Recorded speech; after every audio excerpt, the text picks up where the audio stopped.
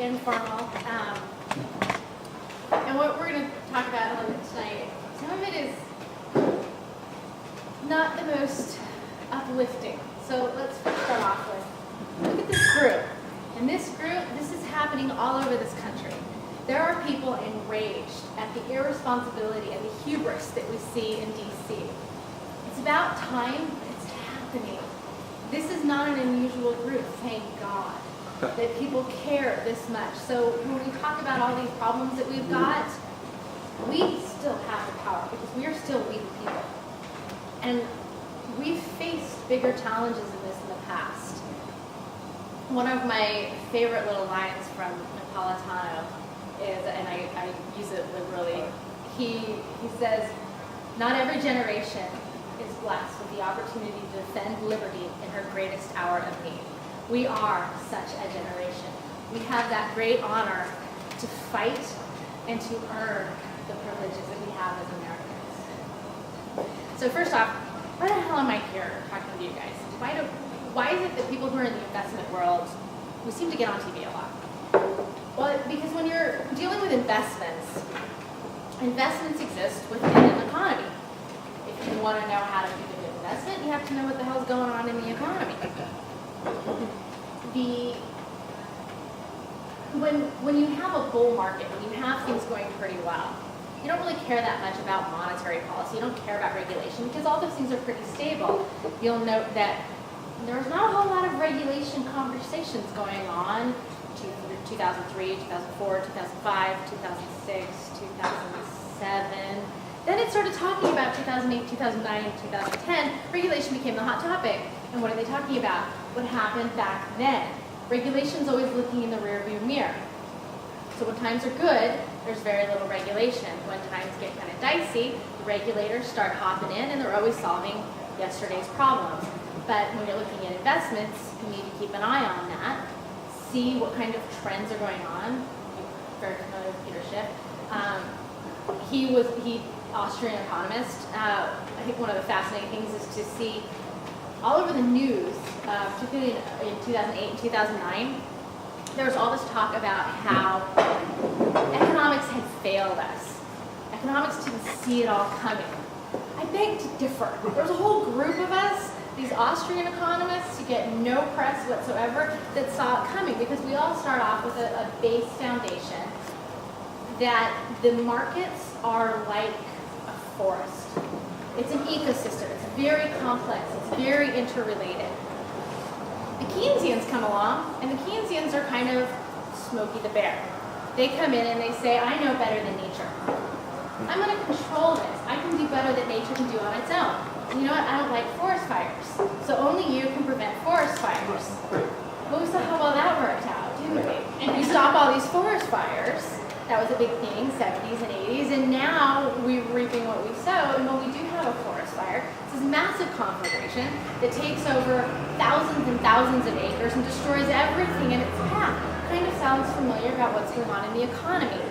Rather than having little fires that would burn not so hot, and maybe they would take down a few trees that needed to go anyways and clean out the underbrush and provide a very fertile ground. In economics, we refer to that as creative destruction. Now we have these huge fires that destroy everything in its path. There's no trees, there's no anything left to get started. So of course then you need fiscal stimulus to get it all going again. So where are we right now? We've got the free markets under assault in a way they've never been, at least in recent history.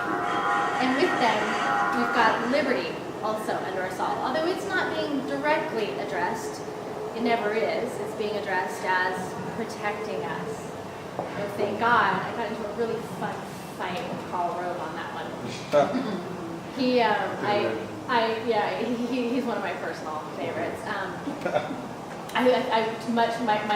think the proudest moment of my life is when he saw me at another conference, and I was sitting there with another friend of his, or friend, meaning enemy. He looked over at us, looked over at his manager. Right then, the format changed from open Q&A afterwards to where you had to write your questions down on a piece of paper. I was like, all right, I'm effective. I was asking him a very simple question of how do you justify the Patriot Act? How do you defend the Patriot Act with the Fourth Amendment? We went back and forth for a while, and he continued to just talk about, well, what it accomplished. I'm not arguing that it's effective. It is effective at catching all kinds of things. I'm just arguing the constitutionality of it. So, drug dealers may have. Okay, great, but is it constitutional? You could put us all in padded cells. We'd be safe. We probably wouldn't be able to steal anything because we're locked in our individual padded cells. But is that really appropriate under the Constitution? That's when he accused me of basically being a terrorist. So I said that explains a lot about you and the administration that you worked with. So here we've got the free markets under assault. You've got liberty under assault. You look at the president. I'm sure we're all big fans. He keeps saying that the markets are wrong, that the role of government is to determine the proper level of income distribution. Okay, according to what standard? Who gets to decide what the proper level of income distribution is in a country?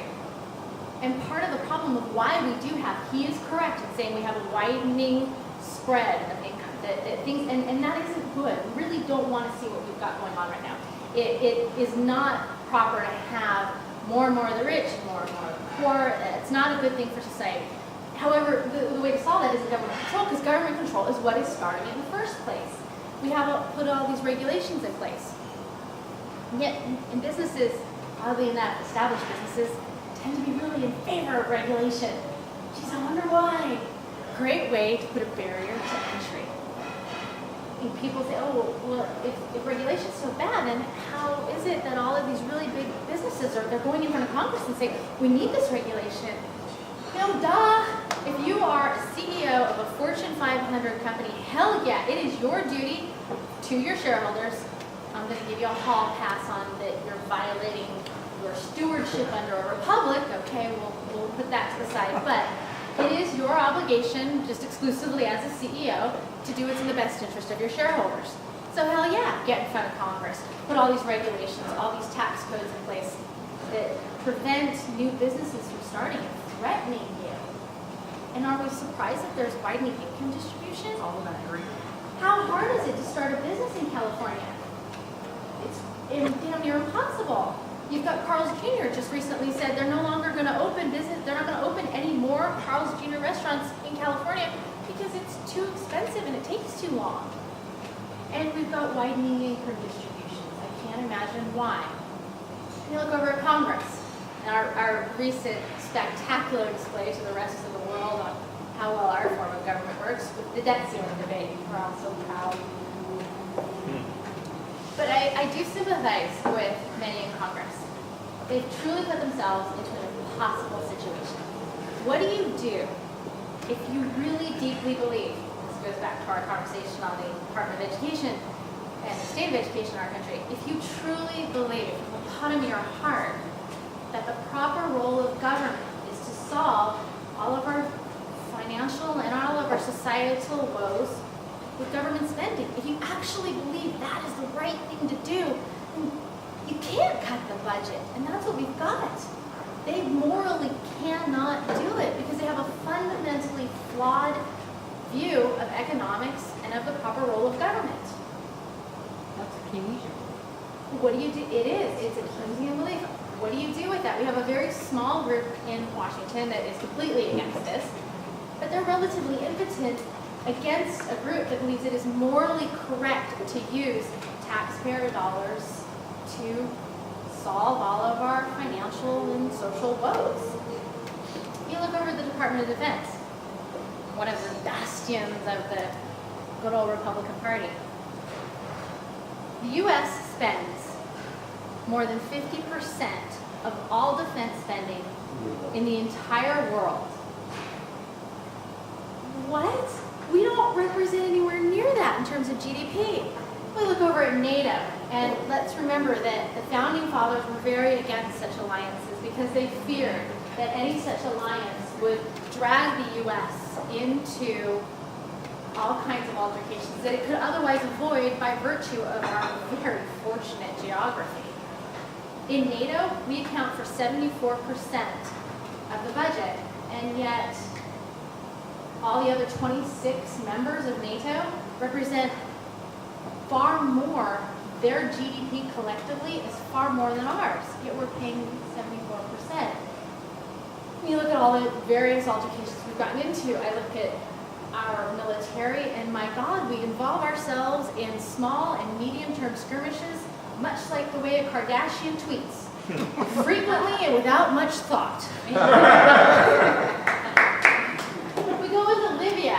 They're without now, whether it was a good thing or not, and these guys are all bad guys, there's no argument there, these are bad guys. But we got into Libya, which is a presidential wish.